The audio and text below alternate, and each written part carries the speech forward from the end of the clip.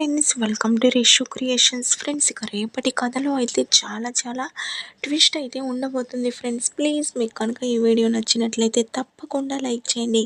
ఇక శైలేంద్ర మేము కూడా వస్తున్నాం డాడ్ అని చెప్పి ఇక ధరణిని రెడీ అవ్వమని అంటాడు కదా. ఆ తర్వాత దేవి అని, ఏంటి శైలేంద్ర నీకేమన్నా పిచ్చి పట్టిందా, అయినా మనం ఆ దత్తత కార్యక్రమానికి వెళ్ళడం ఏంటి అని అంటుంటే, మమ్మీ అయినా నువ్వు నన్ను ఏం చెప్పావు నిన్న, దీని గురించి నన్నే చూసుకోమన్నావు కదా, మరి ఇప్పుడు నేనే రమ్మంటున్నానంటే నేనేదో ప్లాన్ చేశానని నీకు ఇంకా అర్థం కావడం లేదా అని అంటాడు. దాంతో దేవి అని, అంటే ఏంటి నాన్న ఈ దత్తత కార్యక్రమం జరగదా అని అడుగుతుంటే, అదే కదా మమ్మీ నేను కూడా చెప్తుంది. అయినా మనం ఫార్మాలిటీ కోసం అక్కడికి వెళ్తాం, కానీ అక్కడికి రావాల్సిన వాళ్ళు మాత్రం రారు. దాంతో దత్తత కార్యక్రమం ఆగిపోతుంది.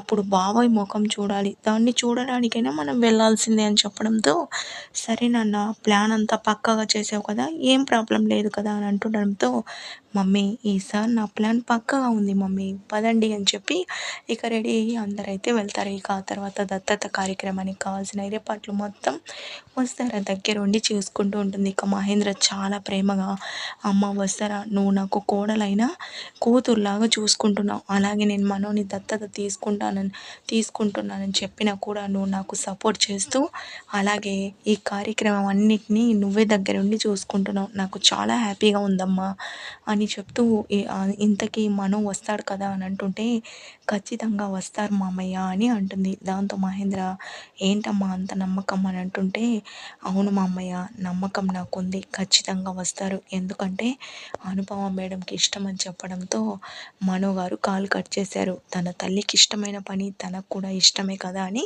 మనసులో అనుకుంటూ ఉంటుంది. ఇక దత్తత కార్యక్రమానికి పిలిచిన వాళ్ళందరూ అయితే వస్తారు.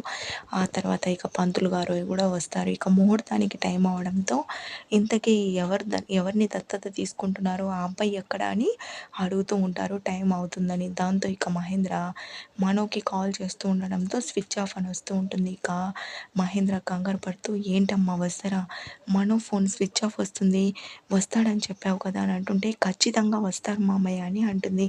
దాంతో మరేంటమ్మా మనో ఇంతవరకు రాలేదు అని కంగారు పడుతూ ఉండడంతో ఇక ఓల్డీ కూడా అక్కడికి వచ్చేస్తుంది. దాంతో ఇక మహేంద్ర మను ఎక్కడ అని అంటుంటే, మను ఎక్కడ అని నన్ను అడుగుతారేంటి, నాకన్నా ఎప్పుడో ముందే మను బయలుదేరాడు కదా, ఇంకా రాలేదా అని అనుకుంటూ కంగారు పడుతూ ఉండడంతో ఇక శైలేంద్ర సేగ చేస్తూ దేవయానికి, ఇదంతా నా ప్లానే అని అంటూ ఉంటాడు. దాంతో ఇక దేవయాని కూడా హ్యాపీగా ఫీల్ అవుతుంటుంది. ఇక ధరణి మాత్రం మనసులో వీళ్ళే ఏదన్నా ప్లాన్ చేస్తుంటారా అని ఆలోచిస్తూ ఉంటుంది.